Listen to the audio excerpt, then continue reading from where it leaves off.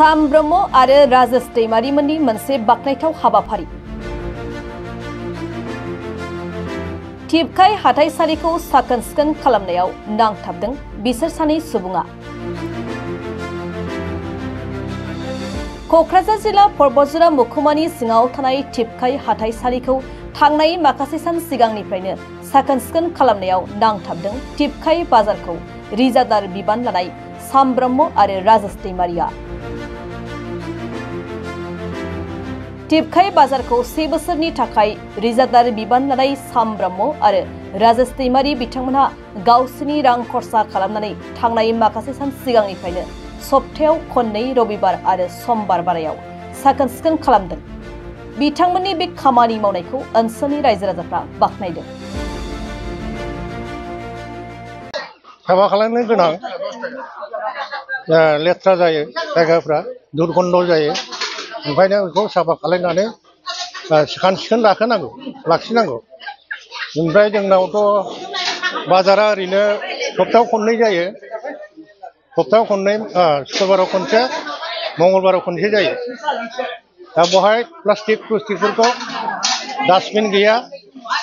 डास्टबिनफोरखौ जायगा दोनोबा पाब्लिकफ्रा बे डास्टबिनाव प्लास्टिक लेखाफोरखौ दोनथुमनो हायो आरो तखन गारनो सुबिदा जायो। दा हनै ड्रेन फोसाबनांबाय आरो बेनिफ्राय ट्रेक्टर लगायनांबाय।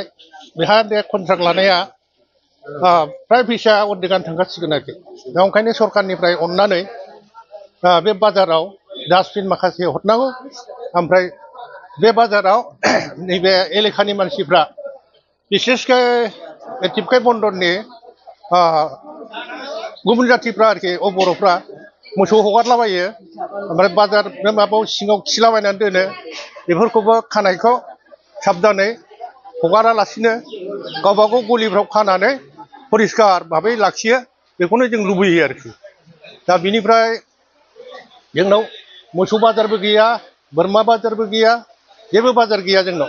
खालि ओरैनो साग सब्जि, ना बेदर बे मोननैल'नो बाजारा सोलियो आरोखि। आरो बाजारबा बिदिनो जि जोम फानफैयो बाहेरानिफ्राय फैनानै, बिसोरबो सप्तायाव खनसे फैयो, बेबादि आरोखि। आरो थोरसि लथा बिदिनो फानफैयो बाहेरानिफ्राय फैनानै। जोंनि मानसिफ्राथ' फ्राय बिजनेसाव रोंखाया, हारसाफ्रानो गासिबो फानफैजोबो आरो। दा ओंखायनो बिसोरखौबो साबधानै जाहाथे बाजारखौ परिस्कार लाखिनो हायो, बेबादि बेब'स्थाखौ सरकारा खालामना होनांगौ आरोखि। दा बाखि बिथाङा जे गावनि रां खरस खालामो दिनैहाय गावनि दाखोर दालाखौ बुथुमना थानायखौ दिनै बोस्रांना होबाय। मोजां जादों। दा गावनि रांजों बियो बुथुमना होदोंबाबो सरकारा एसे अनसुंथाइ हरथोंसै, बेखौनो जों खावलायो आरोखि। सरकाराबो एसे अनसुंथाइ हरथों बाजार परिस्कार जानायनि। बे जिखिनि खाजोना बाजोनाव थायो बेथ' फ्राय थांखाजोब्बायानो। दा ओंखायनो सरकारा एसे अनसुंथाइ हरनानै डास्टबिन थास्टबिन हरनानै बाजारखौ परिस्कार खालामनो थाखाय जाहाथे राहा होयो, बेखौनो खावलायनाय जाबाय आरोखि। बाजार कमिटियाबो सांग्रांथि जानांगौ आरो बिसोरखौ वार्निं होनांगौ। वार्निं होनानै जाहाथे गारलाबाया। दा डास्टबिन मोनबा जागोन। डास्टबिन मोनोबा बे डास्टबिनाव ज' दोननो हागोन आरोखि। मैला जाब्रा मैगं थाइगं गेसाव गोफोनफोरखौ ओरैनो गारलाबायनाय जायो। दा डास्टबिन थायोब्ला डास्टबिनाव दोननानै बेखौ मोनसे जायगायाव सोलायलांनो हायो आरोखि। बाजारखौथ' आंनि मुङा साम ब्रह्म आरो आं टिपकाय बाजारखौ देग्लायनिफ्राय लादों आरो मास मोनसे जाबाय। माने रायजो थिननाय मथे आं मावगोन आरोखि। माने बाजारखौथ' साब सिखोन नांगौ नालाय।